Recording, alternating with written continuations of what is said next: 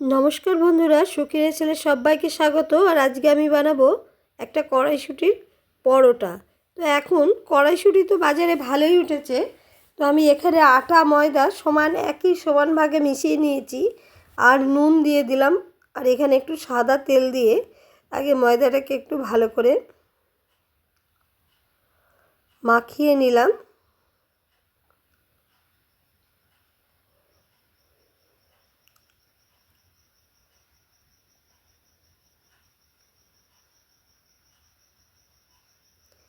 এবার অল্প করে জল দিয়ে দিয়ে ভালো করে ময়দাটাকে মাখিয়ে দেব।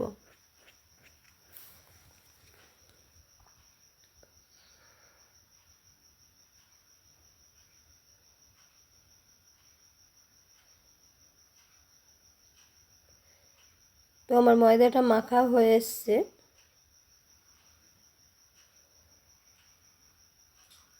এবার হাতে একটু তেল দিয়ে ময়দাটাকে ভালো করে ডো করে এবার এটাকে ঢেকে রেখে দেব একটা ঢাকনা দিয়ে।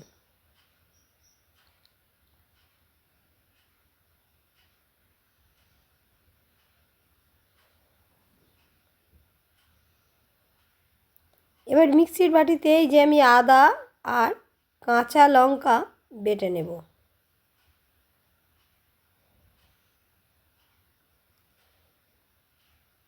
কয়েকটি করে আদা, আর ঝাল যে যেমন খাবে সেই আন্দাজে কাঁচা লঙ্কা দেবে।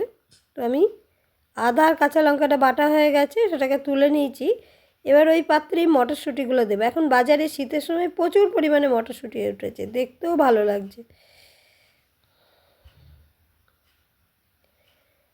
মটরশুঁটির কচুরি তো আমরা সবাই খাই, কচুরির মতন করেই পরোটায় আগে আমি একটু সাদা তেল দিয়ে নেব।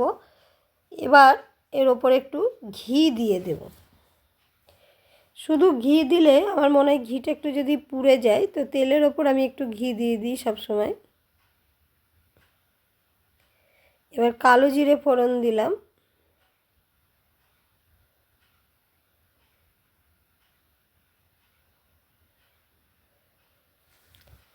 এবার আদা আর কাঁচা লঙ্কাটা যেটা বেটে রেখেছিলাম সেটাকে দিয়ে দিলাম। এবার এটাকে নাড়িয়ে নেব। ওপর থেকে এবার আমি কয়েকটা মশলা দেব। তো জিরে গুঁড়ো 8 চামচ, ধনে গুঁড়োও দিলাম 8 চামচ, হলুদ দিলাম 8 চামচ। এবার মশলাটাকে গ্যাসটাকে কমিয়ে ভেজে নেব। ওপর থেকে একটু সামান্য জল দিয়ে দেবো যাতে মশলাটা না পুড়ে যায়। এবার মশলাটাকে একটু নাড়িয়ে নেব, কড়ায়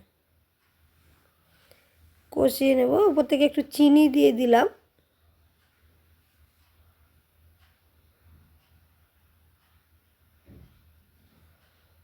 এবার মটরশুঁটি বাটাটা, যে মটরশুঁটিটা বেটেছিলাম মোলায়েম করে, সেই মটরশুঁটিটা দিয়ে দিলাম।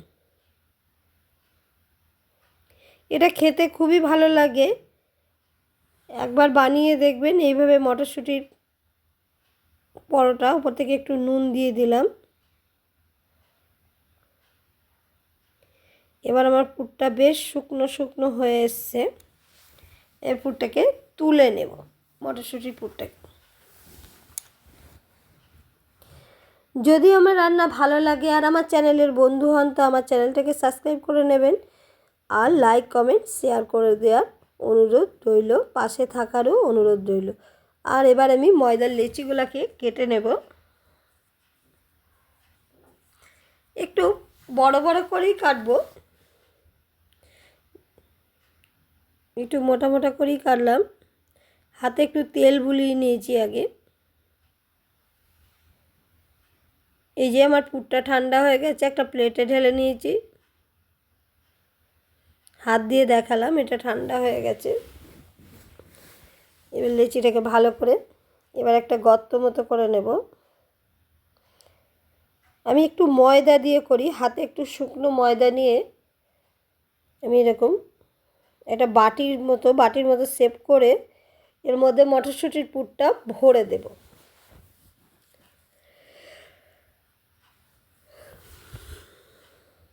একটুখানি ময়দাও দিয়ে দিলাম আর একটু।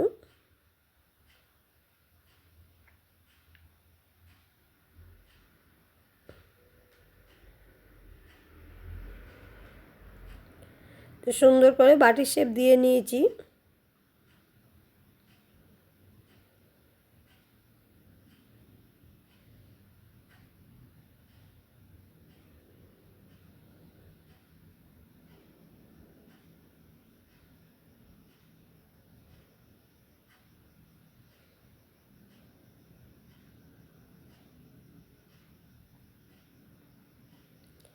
এবার লিচিগুলো এইভাবে করে নেব সুন্দর করে।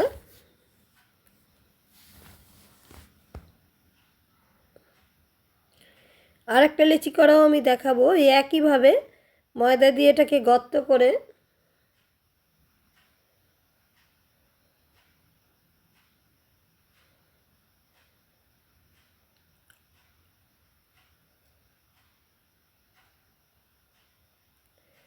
মটরশুঁটির পুরটা দিয়ে দিলাম।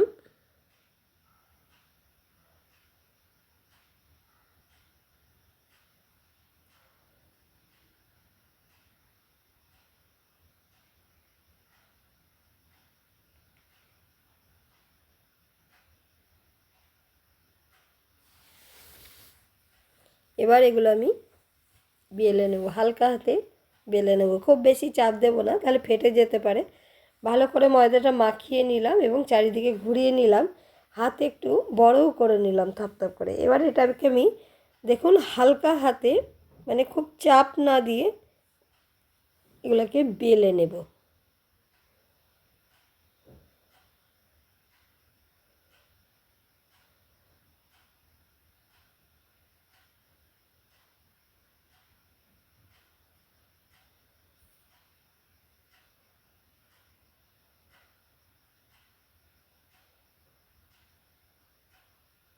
দেখতে কত সুন্দর লাগছে। এবার এটাকে আমি চাটুতে বসিয়ে দিলাম। আর একটাও আমি বেলে দেখাচ্ছি। এরকম করে চারিদিকে ময়দা দিয়ে এটাকেও একটু বড় করে নিলাম। এবার এটাকেও হালকা হাতে ভালো করে সুন্দর করে বেলে নিলাম, যাতে পুরটা না বেরিয়ে আসে।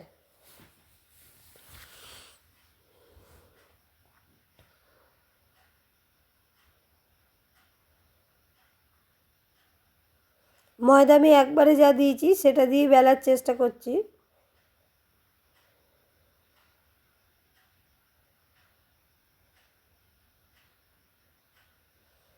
এই যে আমার রুটিটা হয়ে এসছে।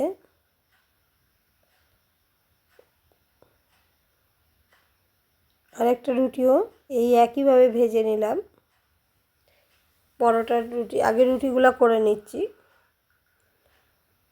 এবার আমি চামচে করে তেল দিয়ে দেব।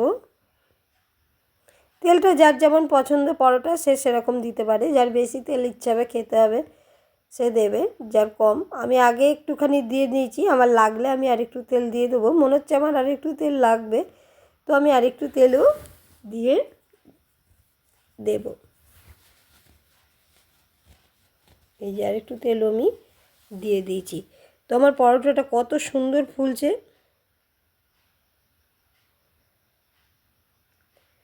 খুব সুন্দরভাবে পরোটাটা ফুলে গেছে।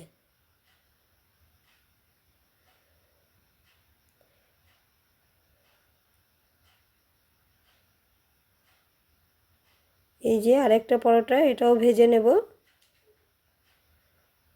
এটা তো এবার তেল দিয়ে দেবো চামচে করে।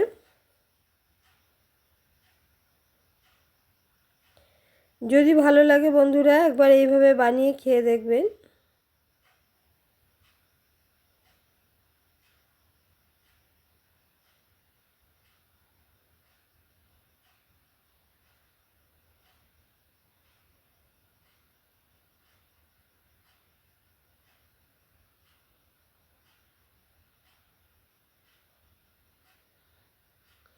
তো আমার হয়ে গেছে মটরশুঁটির পরোটা।